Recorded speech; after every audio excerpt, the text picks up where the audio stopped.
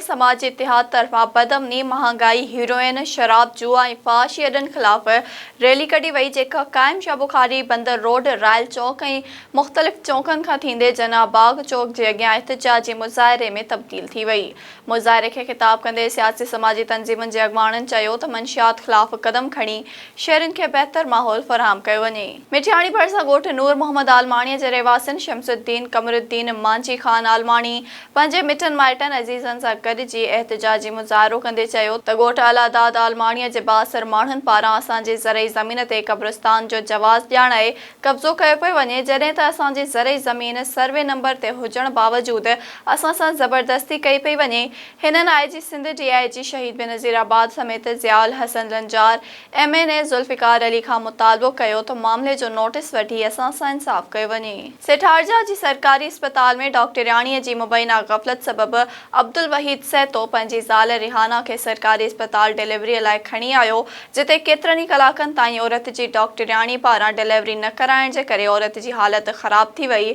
औरत जे मुड़ुस अब्दुल वहीद सैतो अस्पताल इंतज़ामिया ख़िलाफ़ दाहींदे चयो त मुंहिंजी घरवारी तड़पंदी रही पर मूंखे एम्बुलेंस न ॾिनी वई। चयो वियो त हिन में तेल नाहे ऐं जॾहिं त मुंहिंजी मासूम ॿार जी बांह ज़ाया थी वई आहे। मूंसां इंसाफ़ करे लापरवाही कंदड़ अमले ख़िलाफ़ कार्रवाई कई वञे। जाती शहर समेत साहिली पट्टीअ जे शहरनि में वापारियुनि ऐं डीलरनि हथरादू फुटीअ जा पंहिंजा अघ मुक़रर करे छॾिया। आबादगारनि खे ॿिन्ही हथनि सां फुरियो पियो वञे। फुटीअ जे सीज़न में हर साल जीअं हिन साल बि फुटीअ जी रेट में हथरादू लाथ करे फ़ी मण ते 2 किलो कट कयो वियो आहे, जंहिं सबबि आबादगार सख़्त परेशान आहिनि। हिननि वज़ीर आला सिंध, सूबाई वज़ीर ज़राअत खां मुतालबो कयो त फुटीअ जे हथरादू रेट में लाथ कंदड़नि ख़िलाफ़ कार्रवाई करे आबादगारनि सां इंसाफ़ कयो वञे। सजावल जे शहर बनूअ में आबादगारनि 12 गज़ो शाख ऐं बनू माइनर में पाणीअ जी शदीद अड़ाठ ऐं वाहन में खांटी न थियण ख़िलाफ़ एहतिजाज करे धरणो हयो।